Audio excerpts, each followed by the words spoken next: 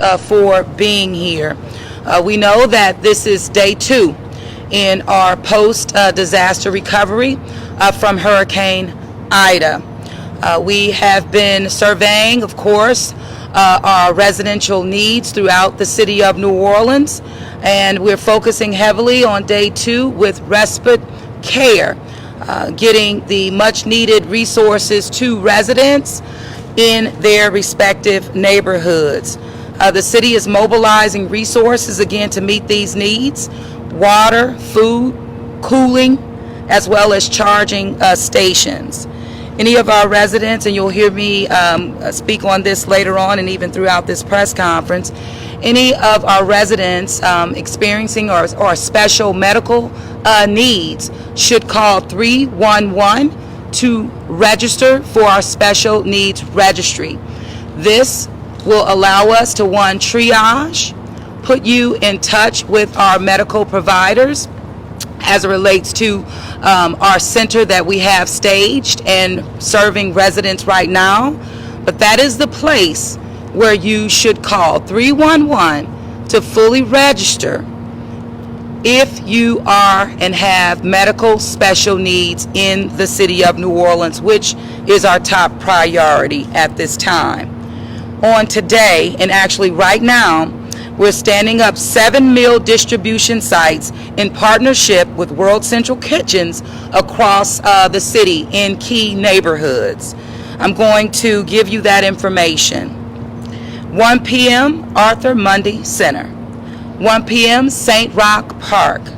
At 1:30 p.m. Harmony Oaks.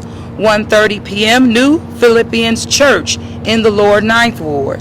1:30 p.m. St. Maria Goretti in New Orleans East. At 3 p.m. the Rosenwald Center. 4 p.m. Life Transformation Community Center in the Holly Grove Dixon neighborhood. As I said, these distribution sites, the 7, will be deployed on today. This is going to be today only, and we will continue to be flexible and move around the city as days go by. However, we will be staging and setting up permanent sites as well. So we're opening up a cooling center that will include AC, meals, again, water, and charging devices. One of the centers today will be Rosenwald Recreation Center. As mentioned, at 3 p.m., the World Central Kitchen will be staging distribution for food and meals at 3 p.m. That's at Rosenwald. On tomorrow, we will have 7 additional rec centers online to provide the same services that I mentioned. And those were AC, meals, charging stations, and the like. They will be the Tremé Rec Center, Cutoff in Algiers, Gernon Brown Rec Center, Milne, Stallings, St. Claude, the Lion Center, Joe Brown, and again Rosenwald, which will be activated today and actually at this time at noon. Also beginning tomorrow, we will be opening drive-through points of distribution. The acronym is PODS, utilized by the Louisiana National Guard. We have Colonel Bailey, who's been boots on the ground with us and embedded in the EOC since the very start of this, and they will be, again, erecting pods in key areas on tomorrow, starting at 8 a.m., Joe Brown Rec Center and Mahalia Jackson parking lot. On Thursday, an additional 3 will come online. That will be the UNO Lakefront Arena, the Lion Center, and Skelly Playground. Now, you heard me mention Rosenwald as well. The RTA will be utilizing an upward of 70 on today for mobile cooling centers for our residents. This is a great use of our assets, particularly buses that could be used as cooling centers and deployed again strategically throughout the city of New Orleans. So, for example, where we're activating the food or the feeding on today, we will also centrally locate buses to cool people as well. So just trying to be as flexible, also leveraging resources so that people can have as much resources where they are as possible. And we will remain flexible and pivot again as needed. NOLA Ready will be sharing the locations, the full complement of where the cooling stations will be deployed. You will receive that information from NOLA Ready. Again, if you have medical special needs in Orleans Parish, make sure you're signed up for and with our special needs registry, and you do that by one. It's the most efficient way that data, and we have real people, our people, who are calling our residents directly and responding to their needs, again, directly and specifically to their needs. So these resources are being deployed, again, to meet people where they are and to ensure, again, that we can do the best that we can to leverage and to get these resources where we know people are. So again, food, some ability to cool down, charge critical communication devices, which we know are just essential at this point. Again, very grateful for the Louisiana National Guard, again, and the World Central Kitchen, who's been a great partner, again, with the city of New Orleans. We're going to be taking this step by step, one day at a time, and every day, in terms of deployment, we should see some progress. But at the same time, we recognize as the days go by, we understand people get a little angst. You know, we know it's hot. We know that we do not have any power. To be a priority that this administration is pushing forward on with energy. More information will come to you following me through this press conference and, of course, throughout the day. Very grateful to the residents of the city of New Orleans as I move about. I see our folks doing what they do organically, coming together, cleaning up their neighborhoods, servicing their neighbors, trying to meet those needs. And so I will step back at this time and allow Colin Arnold, who is our Director of Homeland Security, to come up. Of course, we'll move through various speakers of very important information that we would like to share. I'll come back and, of course, go right into questions and answers. So, Colin.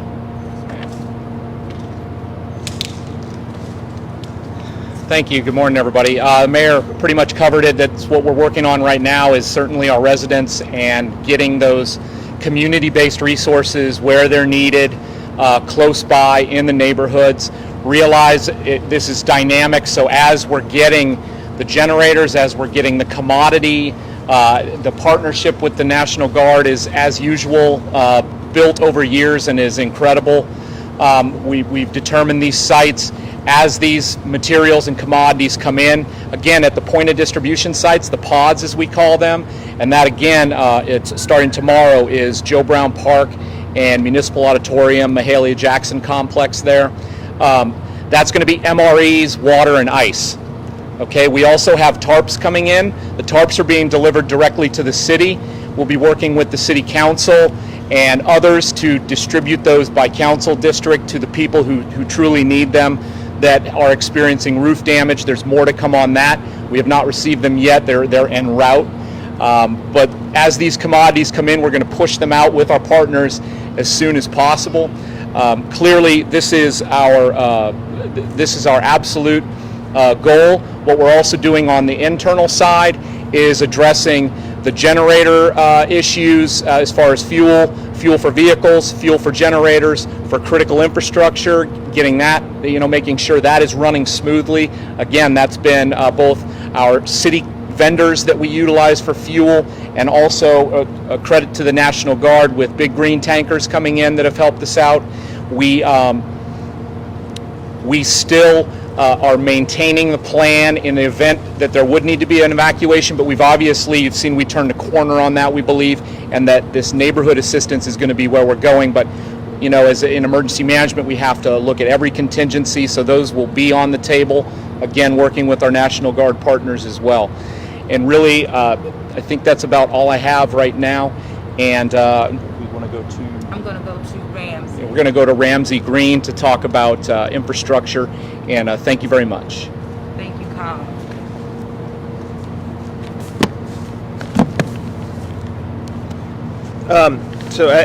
Thank you so much for being here.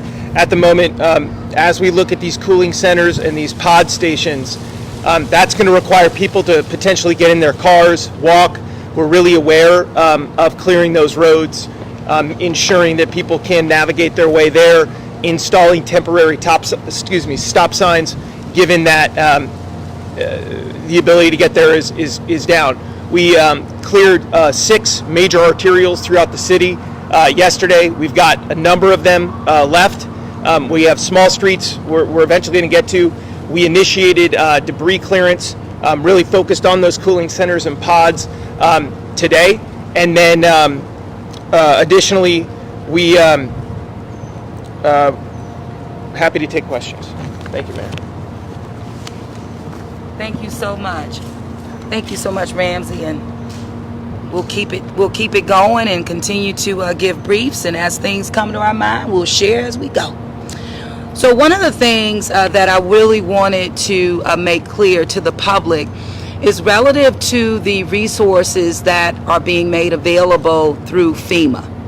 I've seen some text messages and just some misinformation as it relates to Orleans Parish. And so I've asked the official that has been planted and embedded in our EOC to join us this afternoon again, so that you hear it directly from FEMA, and also you have a better understanding and an accurate understanding of what the administration is providing and or not providing, or what has been requested and yet has not yet been fulfilled. So I just wanted to give our folks the best and most accurate information at this time relative to FEMA. So with that, Jerry, you'll come forward.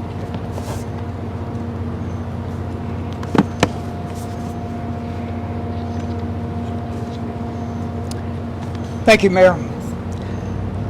First of all, I want to say that on behalf of all the federal responders that are working here in Southeast Louisiana, that our thoughts and prayers are with everyone who has been impacted by this catastrophic event. We know this is a very difficult and challenging time, but we also know that the residents of Louisiana are very resilient because you've been through this before. So this is going to be a long recovery, but we're going to get through it together, and FEMA is going to be here every step of the way. To that point, I want to make it very clear that the response is being locally executed, state-supported, and federal. The local governments are leading the plans at the local level. The federal government is here to provide whatever support is needed. To that point, we have resources already deployed that are assisting with search and rescue. We are providing generators to critical facilities, and we are providing commodities such as food, water, and tarps that you will see at the points of distribution in the coming days. We stand ready. Again, we will be here every step of the way. And now I want to just talk a little bit about what's going on with the Individual Assistance Program. I can report that over 113,000 households have applied for assistance. The vast majority of those are from Orleans Parish. Now, households can apply for federal assistance in a number of ways. The most common way is 1-800-621-3362. That number again is 1-800-621-3362.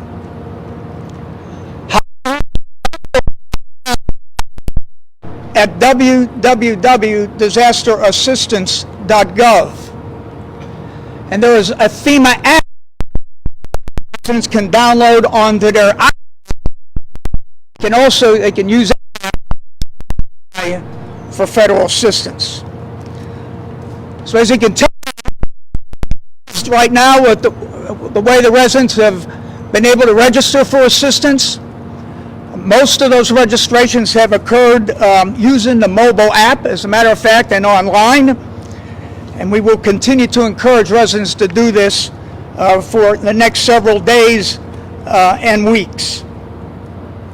Now, what will happen is that by a FEMA inspector, to come and do an inspection of their damaged home. We're in the process right now deployed here into southeast Louisiana. As you know, there's a lot of somewhat limited, so it's going to take us some time to get the capacity that we need, the number of people that we need in the local areas to do these inspections. So again, we ask for the patience of those who have registered and you are waiting for an inspection. That will come. I do want to provide to everyone who has registered. First of all, if you are currently in some type of temporary lodging, keep all of your receipts. You may get reimbursement for that lodging expense from the federal government. It will depend on your total living situation. Insurance. I want to remind you, assistance is not a substitute for personal or homeowners insurance. FEMA assistance is not designed to make a household whole. It's designed to just get a household back up on their feet to begin the recovery. But if you have insurance, we strongly encourage you now to reach out to your insurance adjusters and to begin the process. With regard, do not wait for an inspector to come to your home to begin cleanup. You can start that process now, but it is very important that you document damage by either your phone and save any receipts that you are accumulating right now for any cleaning resources or other materials that you're using at your damaged dwelling. Those may be eligible for reimbursement under FEMA's program once we review your application. And with that, Mayor, I'll turn it back over your text. I'll take any questions later on. I'm sorry? Your name. Identify yourself Yeah. and your title. Yeah. First name is Jerry, Gerry. Last name Stolar, Stolar. Okay. Jerry, what's your title? Yeah, I'm the mayor of the city of New Orleans. Okay. Thank you, Jerry. All right. Thank you very much, Jerry.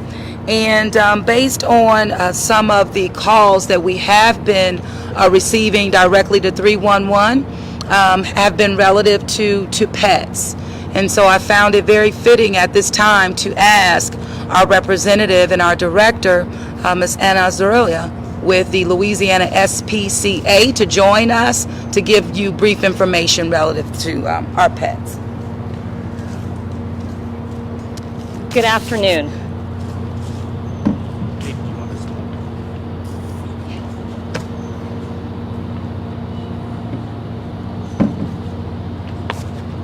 Good afternoon. I'm Anna Zarulla. I'm the CEO at the Louisiana SPCA. We've been hearing about the heat and the impact that has on people. It does impact pets as well, and we've been very concerned about the heat impacting companion animals, cats and dogs, that are in people's homes right now. We've been getting calls about animals in heat distress and even heat stroke. So our first message is that it's important that people take measures to prevent heat distress for your pets.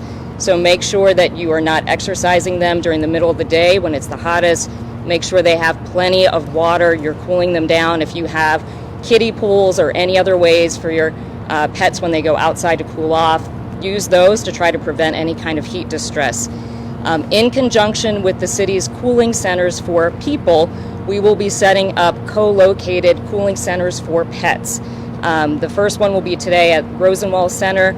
The remainder will be at those other centers that are starting tomorrow. And so those will be available for people to come with your pet, and you will be able to make sure that your pet is cooled during that peak heat time during the day. And again, we're trying to make sure that animals do not go into heat distress or heat stroke.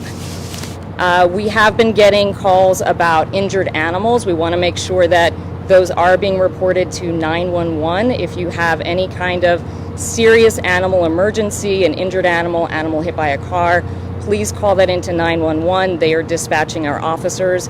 Our officers are in the field and responding to emergencies. If it's a non-emergency call, please direct those to 311 so that we're not clogging up the 911 system. For anyone that has left the city, however, could not take their pets with them, we've started getting those calls as well. Those can be directed to 504-368-5191. You can also email info, I-N-F-O, at louisianaspca.org, info@laspca.org. Get those calls into us, and that way we can start to dispatch our team to check on those animals, make sure that they are safe, make sure they have food and water. If you see an abandoned animal, please do not remove it from the location. Please call that information into us. We want to make sure we have the address. We want to make sure we know where that animal came from so that we can get in touch with the owner and make sure we can reunite the owner with the animals. We, at the moment, are not open to the public. We are hoping to reopen later this week, and specifically around lost and found pets. So if you have lost your pet, please call so that we can get those reports in. We can identify if we've picked up any animals that could be your pet if it got lost. If you have found a pet, please also call that information in. We're going to work hard to reunite people and pets. And again, we're hoping to be able to reopen the facility later this week, at least in a limited way, so that pets and people can be reunited. And I'll be available for questions if anyone has any. Thank you. Thank you very much.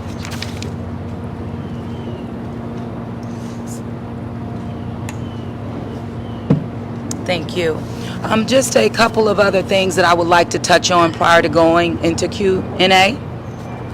I neglected to mention, and I do know that it was previously reported on, but I wanted to touch on it, relative to the data center here at the City of New Orleans. We did have a transfer start to spark and burn. That was embedded on our third floor, in which the fire department responded immediately, made sure that that spark, that fire, was definitely subsided. So we have moved on from there, and we have, and in the process of transferring our equipment, which is about 40 pounds, just to put it into perspective, using in terms of technology, that's now going to our data center in Baton Rouge. These investments were really a part of the post cyber attack response that the city, we had a cyber attack in December of 2019. And so coming out of that cyber attack, we really began to invest heavily in our technological infrastructure. So in doing so, and as planned, should we lose anything here, meaning in terms of our power sources, which that transfer was a part of that, we were able to transition to our second data center, which is in Baton Rouge. Once our team makes it there, and they're on their way right now, and they are going by escort at my request. Once they get there, it could take about an hour or so for our data systems to therefore come back online. So what that means is like our entire systems, our computers, our internet access and the like are all powered by our data center. So from Baton Rouge, once they get there, it will restore our assets here. And so again, that's just why we made that investment. I'm glad we did, and we're executing the plan that we had in place just for these purposes. But we still have the use of our NOLA Ready system in terms of how we communicate with NOLA Ready. Our residents love that. Seems to be really the most effective way, as we've heard from them.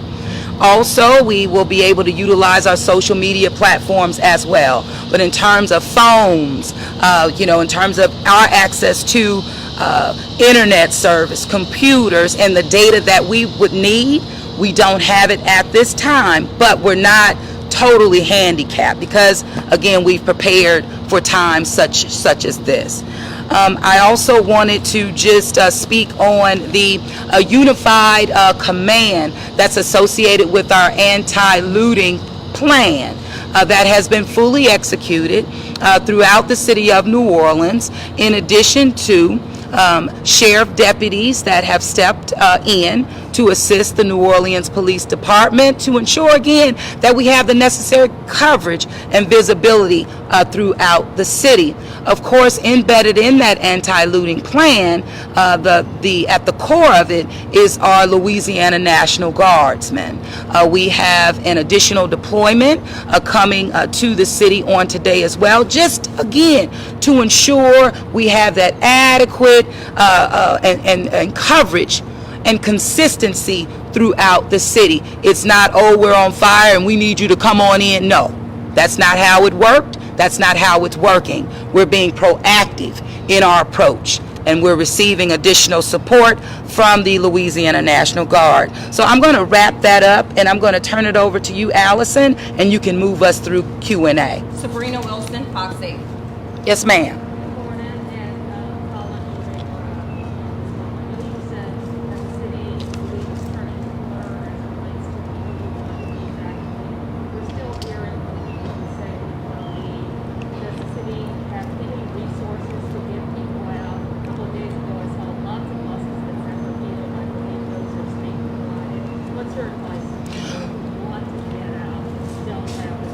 So we are not getting those calls as it relates to people who want to get it. I'm not saying that doesn't exist, but I'm saying an overwhelming number in regards to wanting to evacuate.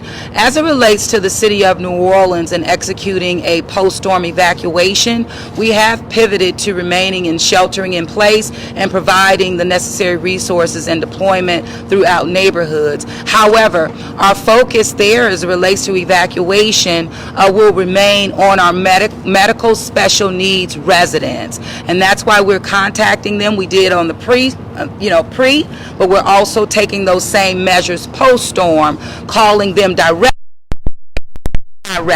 so that we can then align their needs and our response, I would say, to their needs. The state identified shelters for those who do want to evacuate the city even on their own, and that is the most closest, I'm told, is Alexandria. So in terms of that, it would be going to a shelter. That would be the same effort as it relates to our surrounding parishes. It will be it's not to hotels, it's not any of that. It is simply going to our shelters identified by the state of Louisiana. And when people are informed about that, from my perspective, they say, hey, I would rather just shelter. We'll assess day by day, and as situations change, we'll have to pivot. But we're day 2 right now. Our focus will continue to be on our residents who are living with medical special needs, and we will continue those outreach efforts, again, to assess them specifically and provide those resources accordingly. Yes, ma'am. Paul Rivera, Channel 6. Mayor, can you expand a little more? Do you have any new information on the power restoration timeline for the city? Sure. So what I do know is that the thorough assessments of Entergy on the power transmission side is well underway. And I'm going to ask Ramsey Green, my Deputy CEO of Infrastructure, to give you more of a comprehensive overview based on what we know and our most latest briefing this morning. Ramsey?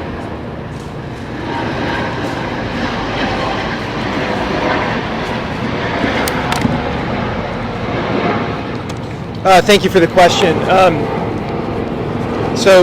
With regard in the city of New Orleans, there's a couple things to remember. There's transmission, which is 8 lines coming into the city of New Orleans. There's distribution, which is the grid within the city of New Orleans. And then there's generation, which would come from NOPS, the New Orleans East plant, or what's called 9 Mile 6, which is another plant. At the briefing that we've received from Entergy, we have a variety of ways to bring power back to the city of New Orleans. This is not a Lake Charles post-Laura environment. You have these different transmission lines. You don't need all of them, all 8. You need some of them.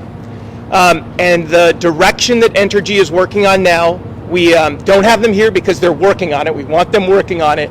Is they are assessing all 8 of those transmission lines, identifying which small number of them they can bring up immediately, combine them with the generation within the city, and then provide that power to the distribution. So the best way to think about it would be your house.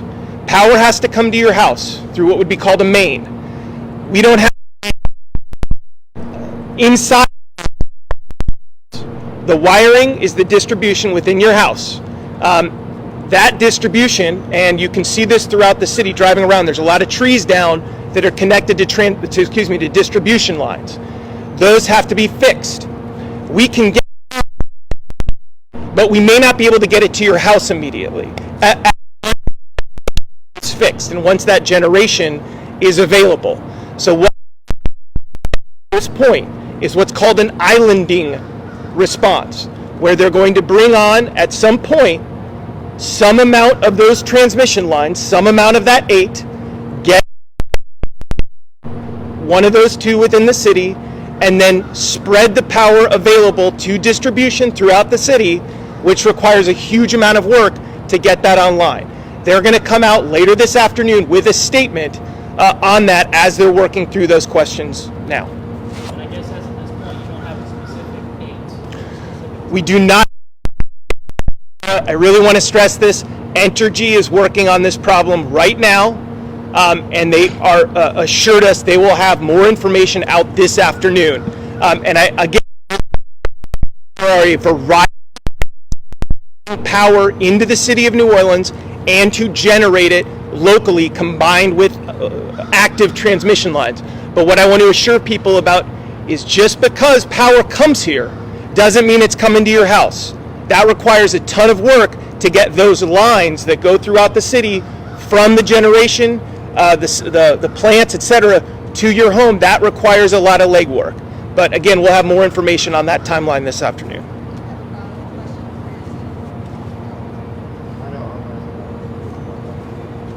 David Hammer, Channel 4. Mayor, I have a question about the issue that Ramsey was just discussing about the island of power. When Entergy got approval from the city council when you were on the council to build that NOPS station in New Orleans East, they told you that it was going to be able to black start and create power, generate power inside the island, even if these 8 transmission lines were cut off. Mm-hmm. Now they're saying they can't black start it, or they're not going to black start it without getting those transmission lines back on.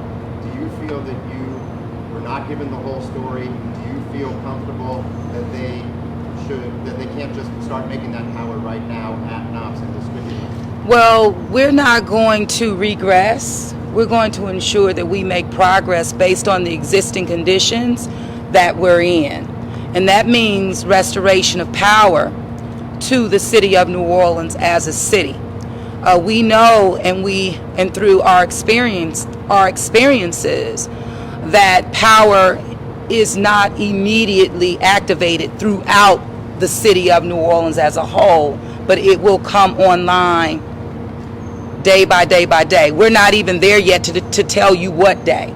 But in regards to your question, you know, I can think through that, what they said back then, but I have to deal with what's before me right now.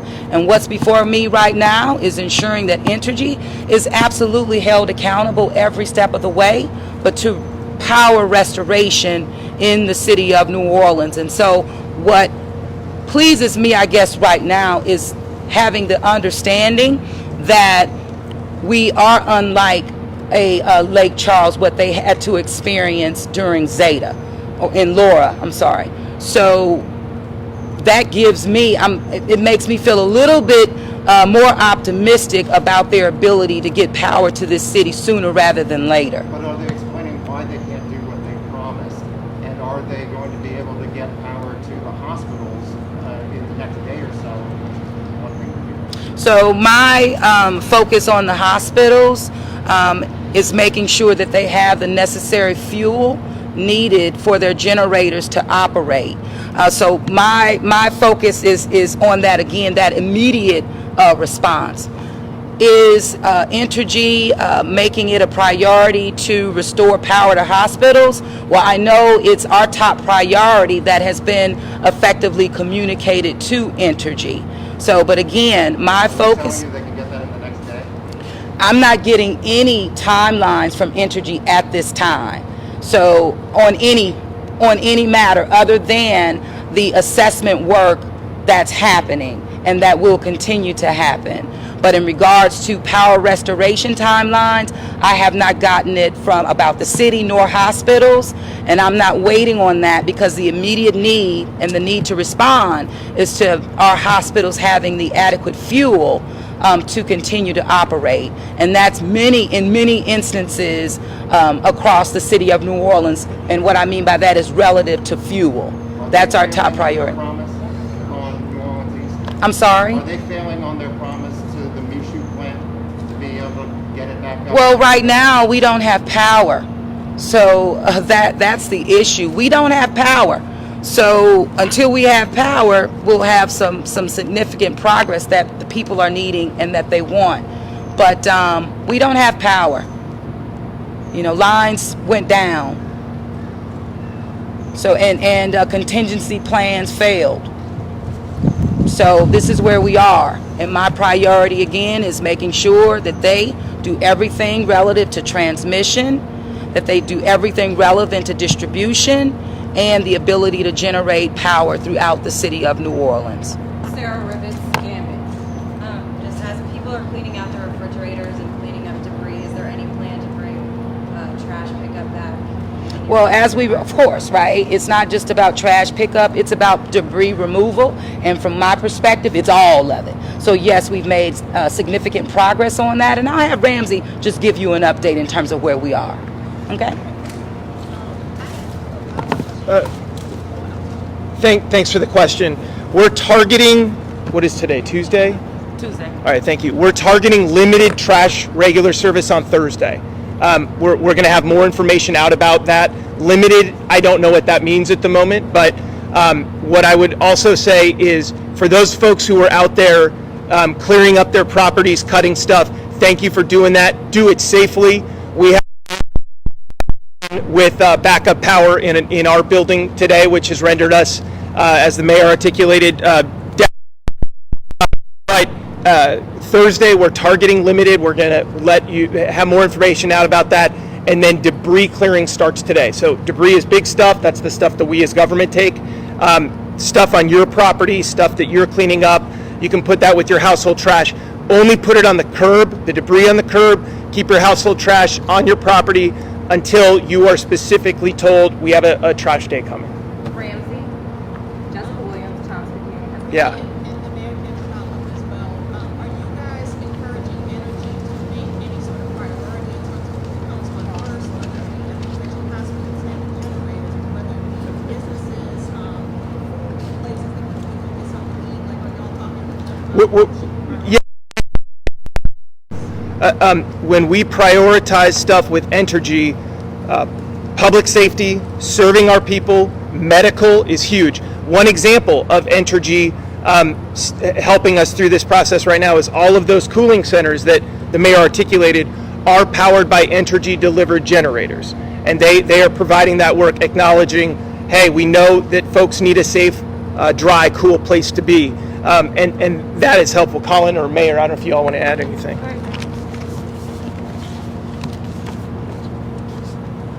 We work with Entergy on a yearly basis, particularly prior to June 1st and then prior to August 1st, and review their list.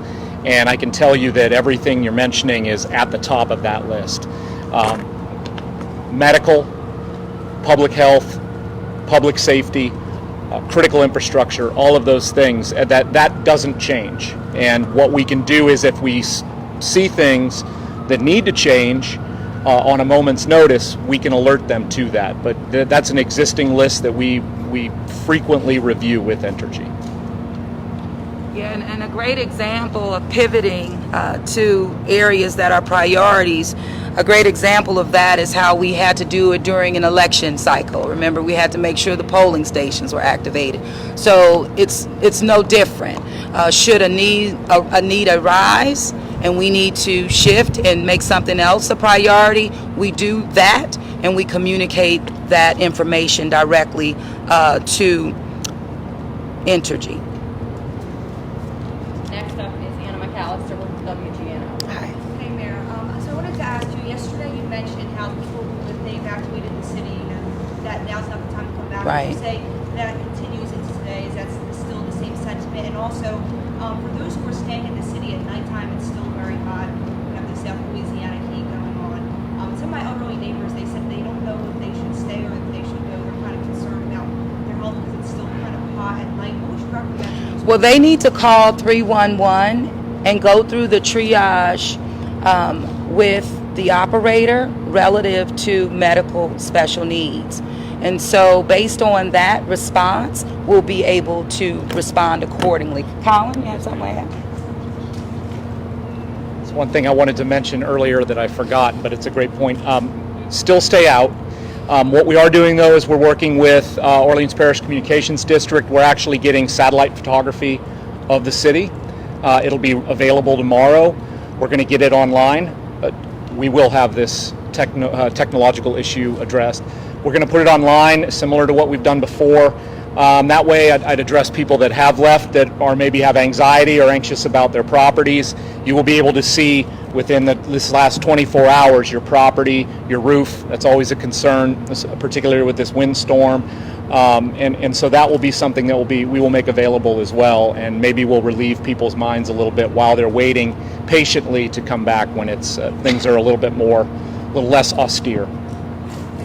And Colin answered, I didn't get to it before I brought him up, but our messaging on today, day 2, is to still stay put and shelter in place, where you are in the city as well as outside. Mayor, last question is going to be from Brenda Murphy with Jim Lyery. Oh, yes, ma'am. Question for FEMA representative. Resident without immigration status or undocumented people, can they apply for federal assistance? Yeah, we encourage anyone who's been impacted by the storm to register for federal assistance using a 1-800-621-3362 or at www.disasterassistance.gov. And then we'll work through their application process. Yep. That financial assistance? It's for individual assistance, yes, for households. And clarify that, Jerry, because sometimes that just gets misconstrued about the financial assistance.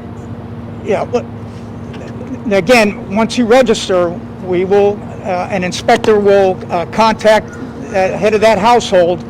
Inspection will be done at their property to determine, what they're eligible for. Will FEMA set up mobile units to assist the residents in applying for that funding? Yeah, what you're going to see in the coming days is we'll have FEMA representatives at the cooling stations, and that will be able to answer some questions and also assist households with the registration process.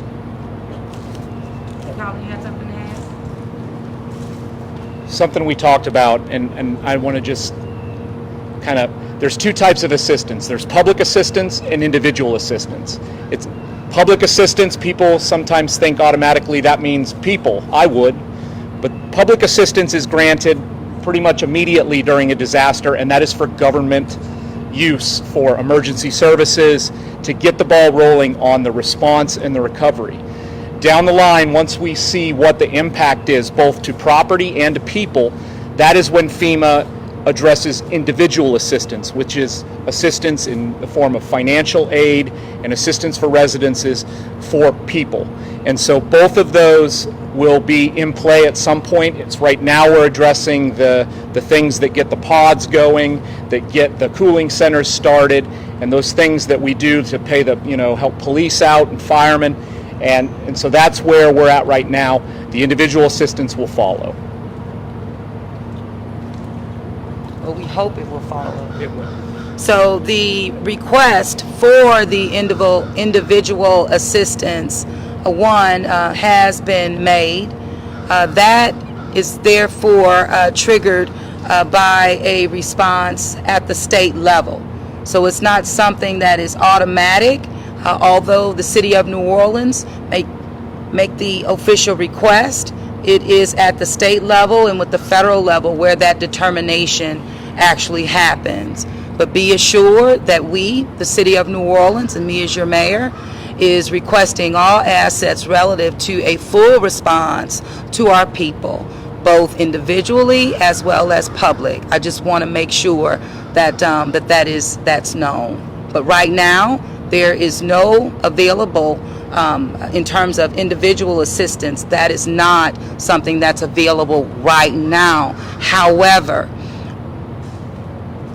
people should register with FEMA, because that way you'll already have your FEMA ID number, and should whatever resources be triggered and approved at the state and federal level, you'll already be in that process. You'll already have your FEMA number. They will already have your information to respond to your immediate situation or your specific situation at that time. And so that concludes the press conference. I do appreciate you all being here again. We will give you more information as we learn more, and particularly when we get our data system fully operational, again with email and with our website and the like. But NOLA Ready is still activated. Look for that. You can still text NOLA Ready to 77295. And before I end, I just want to make sure that there are no further questions. You got it? You good? Okay, thank you.